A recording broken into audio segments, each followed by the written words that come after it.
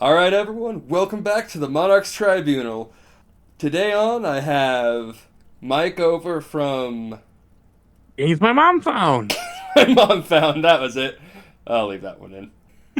I'm mixing up so many shows these days. It's all good. But yes, today we're talking about Illusions of Gaia. A game that not enough people know. I still believe that. I don't think enough people have played this game. Oh, not nearly enough. It's a shame because this is part of something called the Soul Blazer trilogy. Yes. Here in the States, we only got the first two. Soul Blazer, Illusions of Gaia. Yeah, we never got Terranimba, unfortunately. For some reason, Europe got it. Like, they got none of the really good RPGs that were coming out on the Super Nintendo. Everything skipped them over. They get Terranigma, we didn't. I think it had something to do with just when it was coming out. Like, it was too far into the SNES, and they didn't want to pay. I think that had something to do with it. Why they didn't release it here. I forget. I know I read it before. It's not like they needed to do a new script or anything. They could have just used the UK one. Yeah, but it's something to do with money. Always does, but for why I didn't come here. But I actually played Illusion of Gaia the first time back when, probably around the time this came out. I walked into a Blockbuster and randomly picked it up and rented this game one day. Not Blockbuster, but same story with me. It was just... I don't know why. This came up on Bill's podcast talking about all the Final Fantasies. I lived in like a town of like 2,000 to 4,000 people. We had a video shop, they called it. It had virtually every good Super Nintendo RPG. That's impressive, because I don't know. some of those are rare as hell. Oh yeah, Lafia 2, Breath of Fire 2, Final Fantasy 6, Earthbound, Illusions of Gaia, Ogre Battle. Ogre Battle was rare, I'm pretty sure. Oh, Even yeah. back then, I'm pretty sure it was rare. But yes, for Illusions of Gaia, I'd kind of borderline call this game an RPG. It's an action RPG. Yeah. But yes, you don't have your normal leveling up system, really. Like, I mean, yes, you do kill enemies, and yes, you get power up, but it's more of, hey, you killed so many enemies, and now you get an orb that makes your attack stronger. It falls in the category of action RPG, but it doesn't feel like something where you can just keep grinding away to level up. Now, for anyone here just stumbling across Illusions of Gaia now for the first time, top-down view, action, a lot of puzzle-like elements to make it through all the levels. The actual mechanics of this game, I think, are all very simple. In the beginning, yes. Yeah, just basic attack, you get a little charge attack you can do. It does start to get more advanced as the game goes on. I mean, there is all the stuff with being able to move blocks and the things that will affect you with more puzzles later. Now, for the actual story of Illusions of Gaia, that's where things get kind of weird to describe what's going on in this game.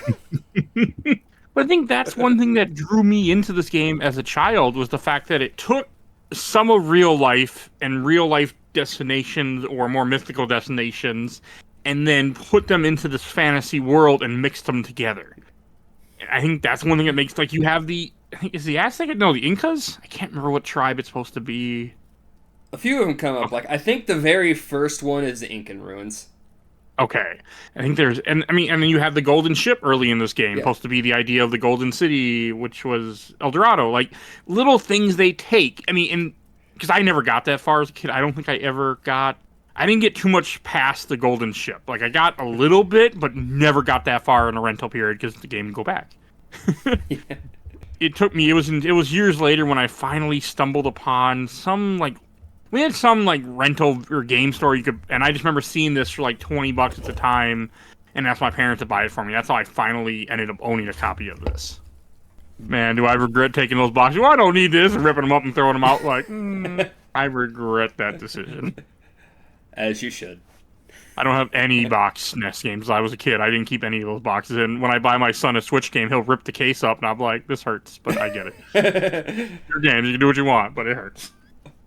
But yes, like, the whole point of, like, the actual story, your dad went to the Tower of Babel, never came back. No one knows what exactly happened to the expedition. Eventually, you hear his voice coming from your flute. I need you to come find me. gather all the statues, something's going on. There's this weird comet in the sky, and it's kind of messing with things. I can't really remember that. Like, I know that's the story, but it's just been a bit since I really, like, played it again. Because I never really pay a whole lot of attention to why I'm doing things, I just pay attention to what I'm doing. Yeah. See, that's where the story kind of gets weird to explain, though, because it's a very simple premise. But then you start figuring out, like, what the comet's doing. Which I think we'll get into that a bit later. Okay. No. I can't even remember what it was doing, by the way, because I unfortunately didn't get a chance to replay this for this episode. I watched videos a little bit, and I've beaten this game twice. I played it once for my show, but I think it's been a couple years. And I beat this game as a kid when I first found out about ROMs and save states. Because I couldn't beat this game as a kid otherwise, but with save states I was finally able to beat it. Because this game gets hard. It has its moments. Like, the final boss is a little rough. I think, isn't there a boss gauntlet too near the end? Yes, but you're fighting all of the bosses in a stronger form, so okay, when you have they're mostly shadow form. pretty, yeah. The game just grabbed me. I mean, I remember being grabbed as a kid quickly because of the graphics, because of just the music is phenomenal in this game. Like, I was listening to some of it when I was watching videos, and it just hits perfectly. Yes. For me. Still does after all these years. I think what kind of grabbed me about it as a kid is, I started some of my earliest memories with games like Final Fantasy IV, Breath of Fire, the Ogre battles that I all mentioned. This game is so different in how it tells its story compared to any other game that was on the Super Nintendo. Because what I described was pretty simple and straightforward. At first. But the longer you play, the more it feels like there's just something fundamentally wrong with this world. You come across the Moon Tribe guys. Those little floating spirit things. Okay, in like one of the early towns, right? Yeah. And they show up through most of the game. Like, you get the Inca statues from them to get through that first area. The Sky Garden is your second main dungeon. You're going to get a mystic statue from, and there's a bunch of those spirits living on the Sky Garden. But they show up throughout the whole game, but it's the way they talk about the world, it's almost like they saw and came from a world that you're not part of. They're essentially supposed to be from the sky, correct? Like, essentially what Soul Blazer is? I think at this point, I'm just going to straight say spoilers here forward, because it's really hard to talk about these spirits. You can't. I mean, yeah. And also, like, don't feel bad. This game came out in, 1994 in North America. Yeah. Like, see, I still like to avoid spoilers even for old games when you can. Because I'm going to talk about FF6 for a second here. It is so easy for people who were around back then to forget Kefka was a twist, that he became the villain. Oh yeah, because you don't know you don't think he is. He's just a jester type guy, and then surprise. Like, he's the dude the Emperor sends out to do his dirty work for him. He wasn't the main antagonist until the second half. But even Square Enix is basically just like, oh, Kefka's the villain for years and years now. Just when you said Kefka, all of a sudden his theme song started playing in my head. I was able to start humming. Just right there. Yes. But the point in case, like, it's so hard for anyone to be able to pick up Final Fantasy VI and experience that twist like everybody else did. You know, you say that, but there are people out there who even, like, listen to podcasts, watch videos, and they're still completely oblivious to the world around them at times. Yes. So, I mean, I've done it myself. There's been a few games I played. I'm like, what? I didn't... Portal 2, for example. I'm not going to say much about it, but I went into that, and I didn't know what the hell was coming to me. Like, I didn't know any of the twists or anything, and I'm like... And I watch Mojo videos, like, shit spoiled for me all the time, but that wasn't. Yeah. So, sometimes people just... You know, you can still be around and you just won't absorb it because it doesn't make sense to you. So therefore, it's lost on you and your brain doesn't keep that, and then you just move on.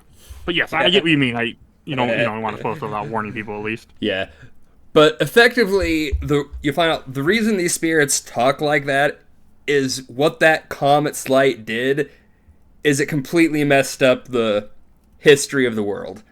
Like, at this point, in history in game, it should have been like the skyscrapers, the cities, the expansive world civilization. That's the world that these spirits saw before the comet's light. And then things just reverted. Things got screwed up. I forgot that's kind of the theme of what's going on in this game. I mean, that's a cool idea. Like, yeah, the idea where civilization went backwards because of something outside of their control. Essentially de-evolved them. Yeah. I guess would be the right term. Now, the game, I think it's smart, and it never entirely explains everything. It doesn't. It gives you exactly the amount of information you need to be able to follow, and not so much that you can start poking holes in the logic. Well, I mean, a lot of the stuff you don't even realize because, like, you have to kind of look for it a little bit. Like, you get enough of the story of what's going on, what your purpose is. You go inside black portals that are essentially into a different dimension. That's how you save the game, and that's how you get different abilities and transform forms. Like, it does a good job of giving you enough to keep you engaged. And if you didn't care a lot about the story, you don't have to. I mean, I think the story's great, but you don't have to. I mean, you do need to talk to people to figure out what the hell you're doing because this game can be complicated. When I was a kid, there's an early puzzle in the first dungeon. You have to hit the R button where you can use your little whistle to move statues. You have to move a statue and put them on these blocks. As a kid, I couldn't figure that out. Nor could my father at the time. And I remember we rented the game, we returned it, and it wasn't until later on we rented it again and figured it out. So, I mean, we kept like, oh, you got to step on them and get them to follow you. And no, you have to just not touch them and move them. Yeah. So, days before the internet existed. So. I had an issue like that when I first played Lafia 2 the first time. I don't know if you remember Lafia 2 too well. Never played it all the way through. I played maybe an hour of it once in my life. That's it. Oh, you should. It's so good. But the point in case, it's one of the very first areas when you go like in the basement of the castle, like two guys steal the crown, they're trying to escape through the basement. There's a colored block puzzle. I don't know how it took me days to solve this one puzzle, but it wrecked me. A different time. I mean, sometimes sometimes you overthink things, especially in I think that's something that people don't always understand with gaming. Like you look at nowadays, it was a different world because we didn't have the internet. You didn't really have ways to look up information to either figure it out, or if you're lucky, maybe you know someone to know something. So it's much different than today. Yeah. I mean, I love today. I will much rather look up something online, like, oh, this is what I do, and then move on, than be like, what do I do? Like, no. Illusions of Gaia, it made you think. There's a lot of really interesting puzzles and weird ways you have to go about solving things. And this game throws a lot of puzzles at you. Like, you're constantly having to do just different things you gotta think about stuff. There's a lot of combat, but I think this game found a good twist between puzzles and combat. And even the combat can be a puzzle, because sometimes you gotta figure out how to get to a certain enemy who can kill it, so that way they die and open up a door. Like, it's not your regular action RPG. It's also, I mean, you can travel. I think you can travel across the world map. You can go to different places. And I always liked how it shows like a map on the ground, and it shows the characters all walking together to where they're going. That was always so cool to me, and still is to this day. It looks so much different. Like, I wouldn't put this game graphically on par with some of the other Super Nintendo games, but the actual visual design, just some of the neat things it does like that, makes it stand out. Like, there's nothing that looks like Illusions of Gaia. I really like the sprite work. Also, I know when I was a kid, I didn't realize that was a flute. I always thought it was a dagger. It wasn't until years later, I'm like, oh, it's a flute. I think when I first played this, I didn't either. 94. I'm born in 87. I should have been able to read by. I could read by then, but for some reason, I don't know why. My brain's like, oh, it's a dagger, not a flute. Why are we hitting people with a flute? That our father is actually the flute, but hey. Well, he speaks to you through the flute, but yes. I thought he was the flute. No, his spirit's still sealed in the Tower of Babel. Okay. It's been a bit. You're good. I mean, but this is also one of the games I feel like there's certain moments in this game that are people know even if they don't know this game. Like the part when the pig sacrifices itself for you to feed the natives that are going to eat you. One of those moments that everybody probably knows, even if they don't know this game. Have seen it somewhere, like a meme or something. You mean like when they replaced that one guy's lunch in Chrono Trigger with the pig? I've never seen that, but that's funny. Yeah, just that guy's lunch, and someone just replaced the image with the pig, Hamlet. It's like, I love that's Super Nintendo era. mildly horrifying. I mean, I for the longest time I never knew that was a lunch. I'm like, I never knew it was a bag, because essentially supposed to be what a pink bag, right? Yeah. Like, I never knew that's what that was. When I was a kid, I always thought Emperor Gestahl was a dog man. I thought that too. Actually. So, like, hey, I'm glad I wasn't the only one. You're the second person I met that thought that too, so I also appreciate that, because, yeah, I thought I was a dog man until I'm like, oh, it was years later went, oh, that's just a beard. I know. The moment you realize, oh, it's just beard and hair. You know, the moment it's pointed out, you see it. It's like, oh, yeah. That makes way more sense from what I thought. Well, there's a lot of times, especially in Final Fantasy, but there's sprites that you just can't... You get your own opinion because it's not the best. I mean, FF4 Iridia took me a lot. I always thought she had like a mask on when you get her again in the end of the game. Not that, oh, that's her hair off to the side. I thought she had like a green mask on her face for the longest time as a kid. So, hey, sprites can, sometimes they're... Hey, but this game, I feel like it isn't as much... It's more well-detailed. You can tell what you're looking at. Yeah, the sprites are all pretty sizable compared to other games. Flute and a dagger. No, I thought everything looked good. I mean, I know at one point you go to the Great Wall of China, which I know when I was a kid and the first time I got there, that really surprised me. And it's still so cool to take something that... Because some of the stuff you go to is stuff that doesn't really exist anymore, or the idea of the hidden city of Mu, I think, or something? Yeah. Which is something that's supposed to exist, but doesn't, kind of like Atlantis. And, so the Great Wall of China is cool to see, because that is something that we have still. Still exists. It's still there. So, yes, we have the Inca ruins and stuff like that, but Great Wall of China is something that's still standing. So that really stuck out to me as a child. Again, since I was so young, some of the stuff in that game, it was my first time hearing about it. Cygnus, I didn't know what that was. Or what? Cygnus, the bird. Oh, okay. That's fair. You see the constellation Cygnus in the sky, but you had, a lot of those old ground paintings and pictures that were, images of the constellations. Cygnus is the one that you go find your way to the Sky Garden. Oh, yeah. Okay. It is just so cool. Not a lot of games do that where they took, stuff from our world and put it in the video game world like that. You have Earthbound, which is a modern RPG, but it's not our world. It's just a modern RPG. Because essentially, isn't it supposed to be our world in Illusion of Gaia? Our world is the world that it was supposed to be. Because I remember bits and pieces of this story. Yeah, you're essentially the one chosen by Gaia, the spirit of Earth, to kind of correct things. I will say one bit I do love is when you get to Angkor Wat. For the purpose of this discussion, I will say it is Angkor Wat. That's a town with slavery, right? Yes. That's another one where they do it, they take very adult themes, put it in this game, and make it work. I think if I remember correctly, your friends get kidnapped and put into slavery, essentially, so they're put into the, that's kind of some deep stuff for, a Super Nintendo game. Relatively early when you get to the city of Frisia, shortly after the whole thing with the boat. Oh, the raft is so good, too. But I don't remember a whole lot of Angkor... Is Angkor Wat the one that has the mine that you have to go into and rescue the No, that's Frisia. Okay. Angkor Wat comes much later. I think it's just before the pyramid. Is Angkor Wat. But you go there, and that's where you first talk to one of the spirits that explains to you, how this world was changed by the comet's light. But you get glimpses of what the world is supposed to be.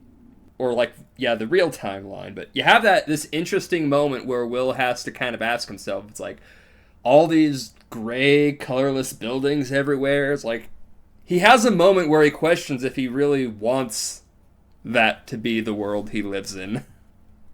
That's fair. To go from all these lush environments to the cityscapes of the modern day.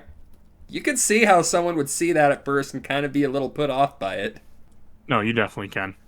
Because this world is more colorful and more unique, and then our world is dull at times. Our buildings aren't really creative. Inevitably, it's like, of course, you're going to restore the world to what it should be, but I like little things like that happen. Like, it makes Will feel like an actual person with thoughts and feelings of his own, despite not having a whole lot of dialogue in the game. At least he talks, right? If I remember correctly. Kind of. Usually, anytime it's Will's voice, it's like an internal monologue, and him almost kind of describing what's going on. Again, it's one of those things that's so much different from any other game you'll play on the Super Nintendo, especially if you played it at the time. Because I must have played it 95, 96, maybe 94? It would have been early on. I just can't remember the years. Oh, like another thing in this game that's always stood out to me, and it was something that I got to see early, is after you finish the first dungeon, you have the part where you go on the boat and you're talking, which essentially what they think is El Dorado, because it's a giant boat made out of gold, and you're talking to these people, and then you go and take a nap, you wake up, and you turned out everybody's dead. Like they're all you were talking to ghosts, and you find the dead king just in a chair. Well, the dead queen. They thought you were the king in the dream. It never really explains, are you talking to ghosts? Is this a dream? What's going on? I always saw it as ghosts. Yeah. All the times I played this game, then you have like I feel like another famous moment when you're on the raft. And you have to either choose to eat the fish or you can try not to, but then you'll starve. You inevitably just have to eat the fish. Yeah. But it's just cool where they're like, we don't want to kill these fish. Well, it's like, do you want to eat or do you want to die? Yeah, Kara, the girl that's with you on the boat, is the one who's kind of iffy about the fish thing. Because, she's sheltered. She doesn't know what's out there in the world. But also, you would still die because you can't drink the water. Just ignore that bit. Because they don't have a way to make a fire to boil the water, so they're still going to die. But, hey. Ignore that. You don't think too much about that. Super Nintendo game. Touching moments on the raft. That's what's important here. It is a touchy moment, though. Yeah. And again, it just shows you this game is a lot darker than you think. You wouldn't expect your Super Nintendo game to have you on a raft where you're starving to death and eating fish, and you even watch your health bar get lower and lower to show that you're so hungry. It's almost as if, but instead, the opposite would be, you're completely rested, but you're still hungry. Yeah. Something like that. I love Chrono Trigger, by the way. It is fantastic. And it's not every day I get to make that joke and someone gets it, so. The game's just chocked full of moments like that, to be honest. Like, every area you get to, it's unpleasant in a lot of ways. It is. Hamlet, who rescues you out of prison, and you have him with you for the majority of the journey that we talked about a little bit ago, where I brought up, where then he sacrifices himself. Like, just so many little moments where you care, and it's like, and the people that journey with you throughout the game are your friends from the beginning. If I remember correctly, one of them goes missing for a while because they get eaten by a whale or something, and you run into them later when you think they're dead. Like, it's and they've just kind of fused with the whale, which was a little weird. Like, they kind of became the whale. I'm not going to lie, that one was a little odd. I don't quite get that one. Was that Seth? Yes. The purple-haired guy? Okay. That was Seth. Just so many strange things, and I feel like one of your friends gets kidnapped for the slave, like I mentioned. I think one of your friends, like, you just run in... There's a green guy in a green outfit. Your not cousin, green, but he's like green. He loses his memory, correct? He's not the one. Lance is the one that loses his memory. I mean, just a lot of weird stuff. Like your uncle gets. I think it's your uncle, right? Or is it that gets murdered or you think gets murdered by the jackal early in the game too? Like some bounty hunter guy. They don't try to keep the wool over your eyes on long for that one. Because you run into him in the town. Literally the next town in 2 minutes. And you have a girl that joins you that can turn into a flower. I think Lily, right? She turns into a little blue flower and floats around for some reason. I mean, that's normal. Looks more like a daffodil, I think. Like, yeah. It's white. Is that the daffodil? Isn't her name Lily, though? It is Lily. Okay, I remember it. And this game has one of the strangest side quests of any game, in my opinion, where the only side quest thing in this game is collecting red jewels that you can find, like, hidden in places that you just have to know to press the X button. I've never gotten all of them, and I never will bother to, but it's a cool thing that is there. I only did it with a guide because there is absolutely zero reason you would ever know to do some of the things you have to do to get some of these jewels. Oh, yeah. Like, there's no way. The very first one that's just this giant middle finger. is when you leave your little clubhouse in the first town, like there's a guy out on the pier, just fishing. Every time you step out of that clubhouse, there's a chance he will be in a different spot. There's one of 3 spots. Oh. But there's only like a 1 or 2% chance he'll show up at the spot with the pot that'll let you get the red jewel. Who's going to think to go in and out of that cave like 80 or more times to get a stupid jewel? Nobody. I mean, and these are completely missable because as the game progresses, you can't go and revisit old towns. You can't go back places. So if you missed it, it's gone. I mean, that's an impressive bullshit. Yeah. And they also fill up spots in your inventory where if you didn't know to click on them and release them into the world, which is what you have to do, you could just end up filling your inventory and be like, what am I supposed to do with all these stupid things? Like I did. Oh, look, I love this game, but that was not a well-designed side quest. I don't even mind missable items. I mind missable items that are that important when you have zero real chance to figure out how to get them outside of a pure fluke. Because that's how they found out about that gem the first time, is someone stepped out like, why is he here now? And just lucked out and got it the first time exiting the clubhouse. Yeah, that's a bit ridiculous, because that's also just a different time. I mean, maybe someone must have a player's guide, but even then, that's written by somebody else who did it, so... I don't get how that works. Like, but again, games are different. They're like, hey, we'll just put things in here to make our game longer and give people more reason to buy it, not rent it. I do like that if you do collect all 50 jewels, you get a new dungeon to go through, and it's a boss from the first Soul Blazer game. Yeah, that is cool. That's neat. He doesn't really fit in this game just because his sprite work is different. The size to me doesn't match right. Yeah. But it's cool that he's here. Yeah. I like it. I'll always like throwbacks to developers' previous games. I mean, there's a sprite of a dog, which is essentially the sprite of Turbo from Soul Blazer also. I'm pretty sure Turbo shows up in Terra Nigma at 1.2. He does. Terra Nigma's really fucking good. I actually think I'm in the minority here that had more fun with Illusions of Gaia. I love Illusion of Gaia, but it's also because of nostalgic. I mean, I think it's a great game, but I have to admit that part of it is nostalgic for me. I just played Terra Nigma for the first time, I think, last year, the year before that, and I really enjoyed it. But no, Illusion Gaia, I really love this game. Now, I love this game more than Soul Blazer, to be honest. I couldn't get into Soul Blazer. You never have? Like, it's good. It's just it just didn't do it for me. Oh, I love Soul Blazer.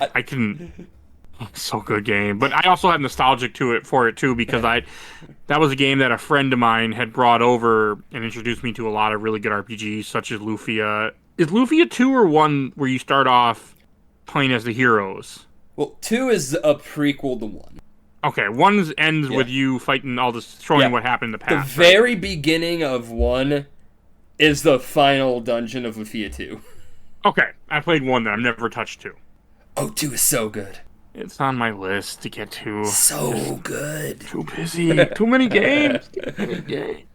I don't do a ton of RPGs. I'm trying to do more, but RPGs aren't. They're hard for me to do on my podcast because I do a game every week, so those don't always happen because I have to plan really well to make it happen, to make it work. And those are not short games. No, I'm doing Xenogears and Persona 4 and Bloodborne in the next 3 months. So. Now, which version of Persona 4 are you doing? Golden. That's just what I have on it's Steam. an easy one to get. I beat the original version on PS3, the PS2 version of it, so I played that before. I actually prefer the PS2 version. I think Golden, it added a bunch of crap that just kind of made it a lot more bloated, and it didn't need to be there.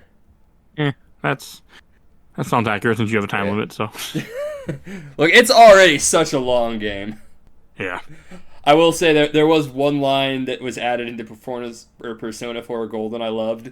It's when you go on the ski trip. I don't remember how you get this, but if you choose the right lines of dialogue, there's a bit between Naoto and Teddy. I forget what Teddy did exactly to piss Naoto off, but she just looks at him and goes, "Sorry, Teddy, only people have human rights." That is such a cold line. It is so mean. Yeah, that seems like it. But yeah, something else though to talk about in relation to Illusions of Gaia before we get way too far off track. Also, did Illusion Guy ever get re-released again? Was it on Virtual Console? It had a release on the Wii's Virtual Console where, you could just buy that. It's not come out on, like, the streaming bit yet. That's sad. It is. I mean, this is one of those games that needs to be out there for more people to enjoy. I don't know. I also get upset that there's so many games that just get lost to time, especially licensed games. I mean, this isn't licensed, but... Like, what one I replayed recently, just to say I replayed it, was Paladin's Quest. That is... Why? I have a weird soft spot in my heart for Paladin's Quest. I know it's not a good game. I've tried to play it a couple times, and I'm just like, this is ugly, and turn it off. It's a rough game. Like, it's one of the few Super Nintendo RPGs I would just say it's bad. Isn't there something Stars that's kind of like it too, or is that for Super Nintendo RPGs? There is. I know what you're talking about because I tried playing through that one because I emulated it a while back. Yeah. It's mostly just kind of. Yeah, that's what I always thought about Paladin's Quest look too. I feel like the Star game I'm thinking of looked the same. Like had the same kind of art style of ugly. I mean, that's how I remember them. I will give Paladin's Quest this though. Like yes, it's ugly, but that weird, cheap art style really does make it look like an alien world. Like, the whole thing is just so awkward in an interesting way. I don't know if that was intentional or just happened to work out that way for them. I have no plan to ever play that game and find out, so... Oh, the weird thing, it had a sequel that never came out here. You have to play it through fan translations, and apparently it's really good. Oh. It's just, who was going to release another Paladin's Quest game here? Nobody. Exactly. I have no problem with fan translations. I'm always happy for games to be preserved in any way. Like, yes. I'm hoping this game gets released on Nintendo Switch Online, because people will play it. People will find it that never knew what the hell it was, and will pick it up, and will probably enjoy this strange experience. And that makes me happy. I mean, hopefully Nintendo Switch does it, just because, like, having games on a service like that just opens it for so many more people not have to buy it. Because I remember the Nintendo Wii having to buy points was stupid as fuck. It's like, what was it, a while ago, a lot of Satoshi Kon's old anime films got re-released in theaters. There were people at the showing when I went there that had never even heard of that movie before. I don't know what the movie is. Perfect Blue. Oh, yes, I do know. I've never seen it, but I know that I need to watch it one day. But yeah, I forgot that was in theaters. I was supposed to go, and then I didn't go. Because I forgot about it. I love when all these old stuff movies just get another shot. I love the same thing for games. Like, I will be so happy if Illusions of Gaia ends up on the Switch Online. I will promote the hell out of that. I mean, completely free of charge. It would be great. Put that Soul Blazer on. Like, just give people options to play games that they just don't have the way to anymore because they weren't re-released really. And yes, emulation's a thing, but Nintendo's trying to make sure that you don't know what it is. So there is that. Oh, it's not stopping. Nintendo can try as hard as they want. Ask the drummer from Metallica about how he was going to stop downloading music. Ask him how that worked out. Once it's on the internet, it never goes away. Like, people are stupid if they think it goes away. Yeah. As I was saying earlier before another tangent, something we haven't really talked about for Illusions of Gaia, we briefly touched on it, the ability to transform Will into different characters. Another thing that makes the game stand out. And it's not even really such a yes, it's a combat thing, but it's really a puzzle-solving thing, too, because you mainly have one form you use majority of the game, which is Dark Knight? The Dark Knight Freeden. Yes. And the big thing about him is that he has a projectile attack. And his sword has a reach on it. Yeah, yes, it's combat and you're stronger, but the real purpose of it is to kill enemies that you can't hit with Will, so then you can then open up doors that you couldn't get to before. The whole game is just one big puzzle game. Yeah, it's just very cleverly disguised as an action RPG. Yes. You get Will as your base form, can charge, break walls. Weirdly, the weakest form is the one that can break walls. It's one of those things you don't ask questions. He can do his slide dash after you go make it to Moo to get like under. I don't like that slide passages. dash, by the way. I've never liked it. I love it. It's even really good in combat when you find out how to use it. I just never liked it. I've always thought it was just irritated me for some reason. I don't know why, but it always did. But yeah, I just said you got Friedan, who his base weapon has a longer reach. Like, it's also kind of cool going from like this little kid that's trying to fight off these monsters with a flute to the Dark Knight Friedan. He's got that awesome blue armor, the flowing cape, the long blonde hair. It looks so good. I always liked him as a kid. I always thought this was so cool. Oh, and then eventually you get Shadow, the Ultimate Warrior. That blew my mind when I was a child. It's like a plasma-like creature. You swipe your arm and it's like a plasma-like blade. You can seep through the floor. Oh, it was so cool. Completely blew my mind. It took me a long time to get to the point when I got him. Because as a kid, I would start this game, stop, put it down, start over, pick it up again, play so far, turn it off, and just, that cycle that you do as a kid. Because you just don't care. It took me a long time to finally get to the pyramid and finally get that form, and it was badass when I first saw it. I always liked it. Now, as I got older, I always prefer Friedan. Like, I still like Shadow, but... Just like the way he looked? Or... Yeah, just the way he looked. Just something about Friedan. He just looks so awesome. I don't know, being a blue flame creature, just... I prefer.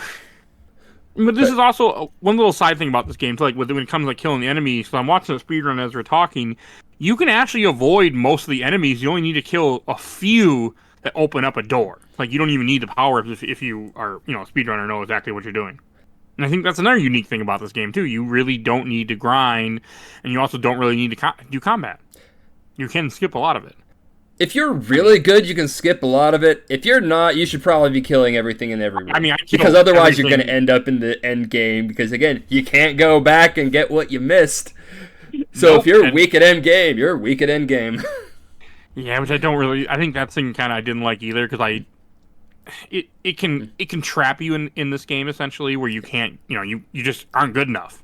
So, I mean, I always killed everything when I played, but... Like, I think the game kind of encourages you to do that from the beginning, so I don't really have a problem with it in this case. Because I don't think it's going to make that much of a difference for most people. And most people are going to kill everything because it's a video game. Yeah.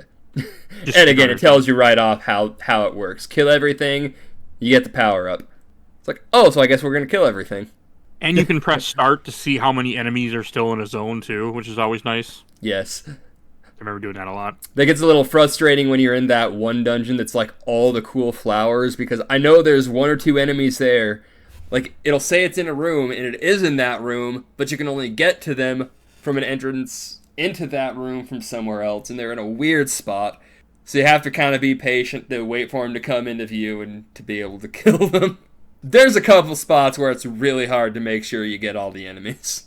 And you get, like, orbs that the enemies drop that you just use for, like, an extra life or something, if I remember correctly? Yep. You can stock up to 9 extra lives. Every 100 orbs gives you an extra life. Strange little things in an action RPG. Yeah. Especially since you can just reload to a save anyway. Yeah. And you'd probably want to do that because if you die and come back normally, you'll have the herb, or you won't have any herbs you used, which your healing items are in limited supply in this game. There is a hard cap on how many herbs you will get from beginning to end of this game. Which sucks. It really sucks that there is, like, you can't buy them and you can use them throughout the game, but you're going to want to save them for the final bosses and little things like that are just, again, this game could I like that aspect of it, actually. It just means the game could be very mean to you if it wants to be. Look, I'm of the opinion there are all these coddled kids today. They need to know what it's like to have a limited herb supply, dagnabbit. Remember, you cheat the game, you're cheating yourself. I love making that joke from the streamer that I don't know if he even still exists anymore, because I don't hear about him anymore. So. But I still remember his stupid quote, "You're cheating yourself." No, games are meant to be fun. So whatever you find fun, that's all that matters. Yeah. I'm a blue-haired idiot. That's what he is. But I mean, all the boss fights are all pretty good too in this game. You have like the big monster that you first fight that's coming out of the hole with his. oh yeah, the You gotta hit his freaking hands. demon, just his hands. Yeah. Just And I think coming up through the ground. It looks massive. Like The you only second one fight the is- top half of its head and see the hands, so you never see the full size of the thing. I think they It's a did that nice trick. intentionally, but yes, it I'm looks scary sure as they did. hell. the second one is the bird thing, if I remember correctly, right in the Sky Garden, Yes. like some bird creature with an Inca mask on or something like that. Underwhelming compared to the first boss, but Yes. it's still kind of cool looking. I think the third boss in the city of Mew is the two vampires that have your friend tied up with a bomb. Yeah. If I'm correct. That one is rough. That is a strange one. Like, here's the thing with that fight. Like, I had started replaying through Illusions of Gaia for this again, because I have that kind of time. Why not?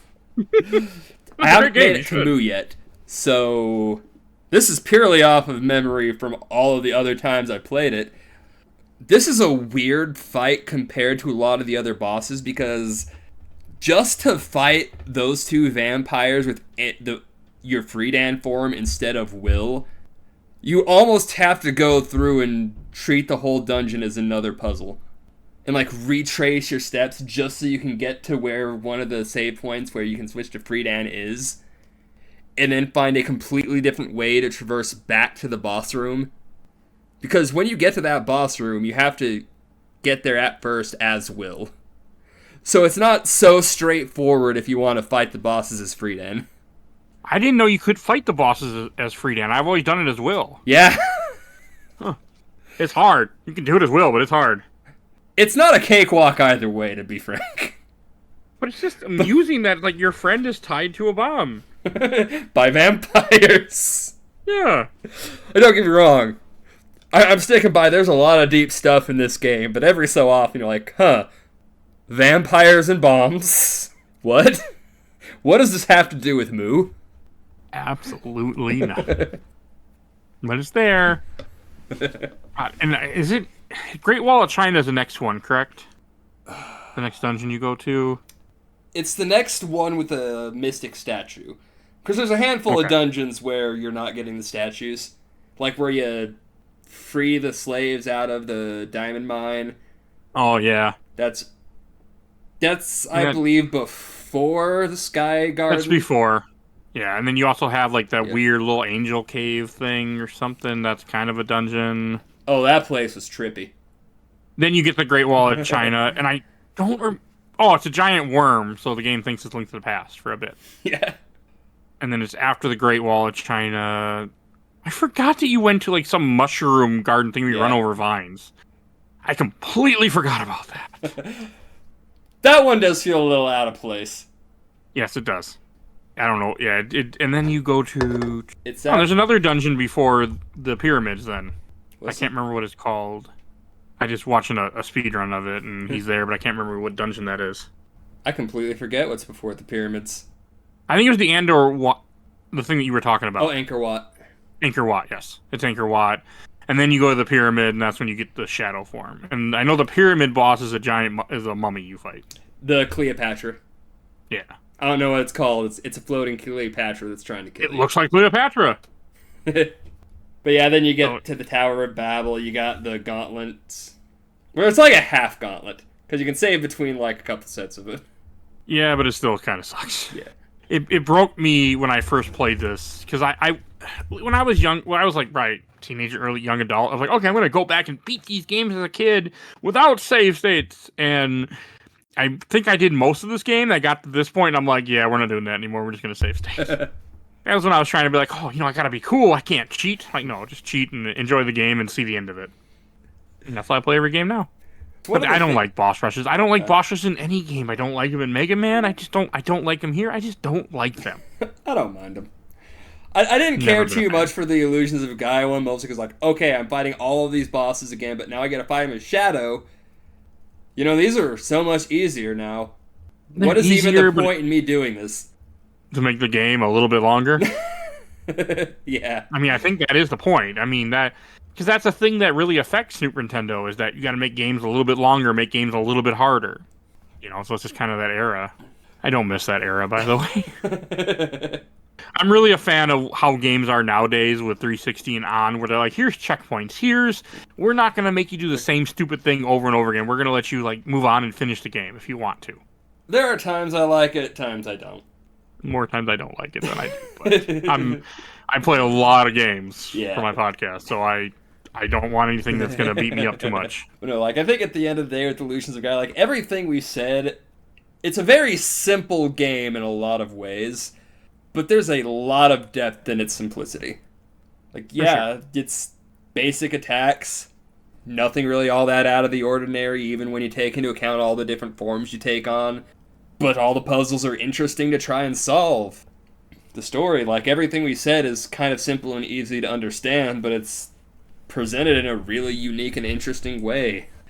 And I forgot to ask, or not ask, but to mention the last dumb thing when it comes to the red jewels. The last red jewel you get is right before the final boss. Then you have to leave the dungeon, go into a town, talk to a particular NPC, to then go to the dungeon. Yeah. You know, I'm not even mad you don't get anything for beating the secret dungeon. It literally is just, here's another dungeon and boss fight, have fun. You get more HP or attack upgrades, I guess. Nope. You don't? There is no upgrades to be had in that secret dungeon. It's the only room in the game that works that way. Wow. There is literally nothing.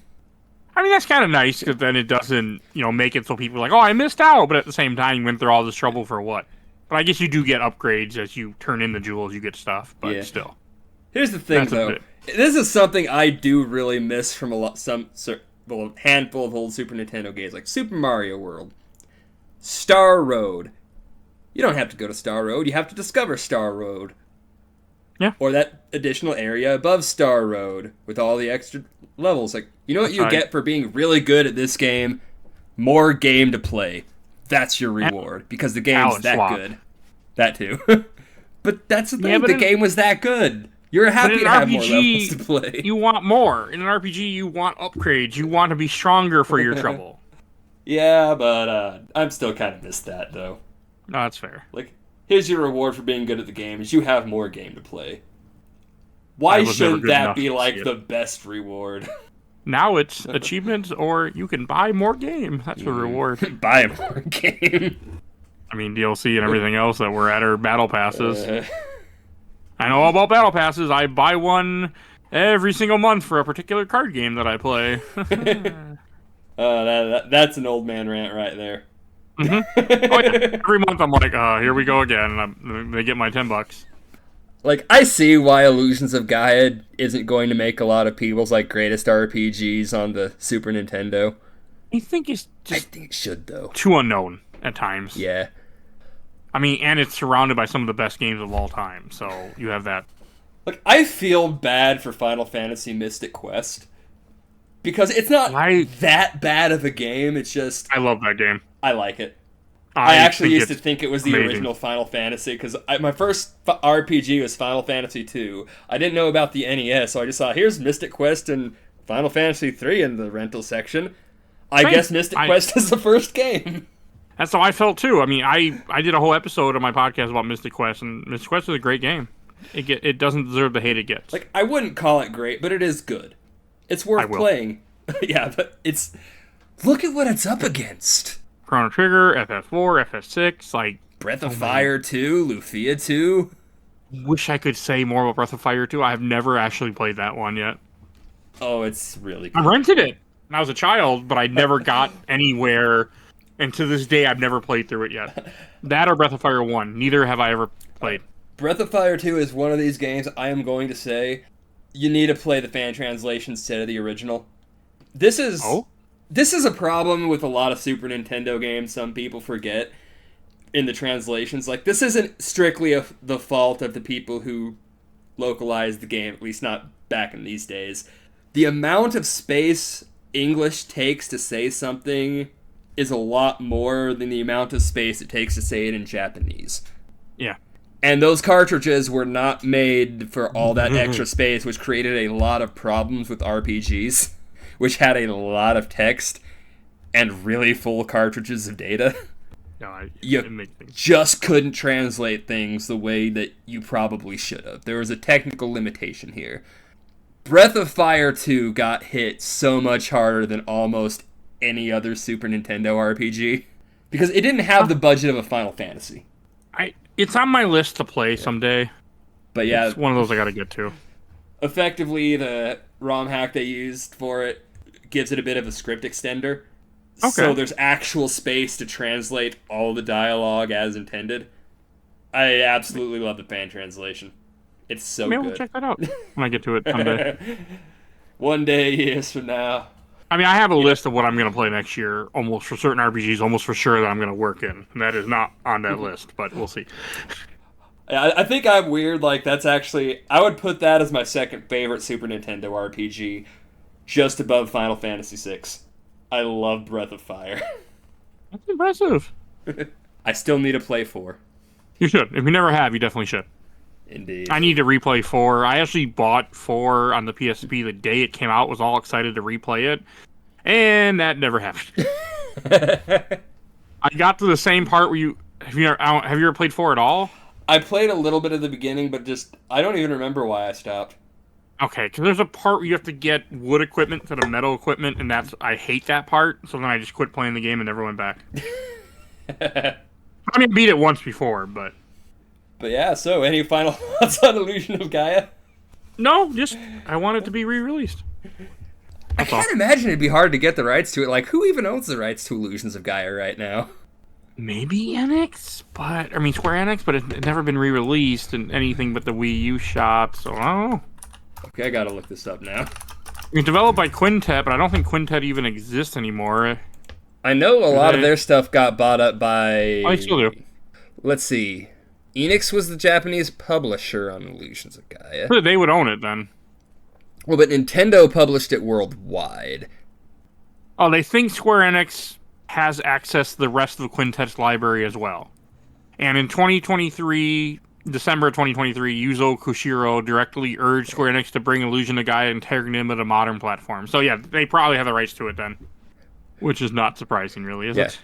They have access to ActRaiser, but there's no actual confirmation on if Square Enix actually owns the Soul Blazer games. So who knows? They probably do.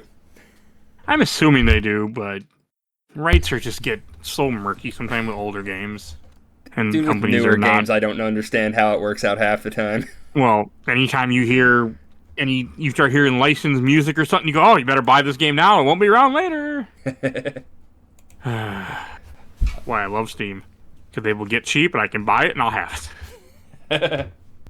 I mean, think about how many games are lost to time because of some stupid copyright thing of somebody that they license out and then they can't get the game back. Like Crisis Core, for example, the original one. If I remember correctly, when they did the remake, there's a character that's missing because they didn't want to pay Gecht to be in the game again, or for his character. So things get dumb, so dumb. I mean, Alan Wake was gone for a period of time because they didn't have rights to one of the songs. They got delisted for a while. You know, just stuff like that happens. So with that, I bring this latest episode to an end. It's a lot of fun talking about all these old games, and I hope it gets more people to look into Illusions of Gaia. That's all I really hope for. Same.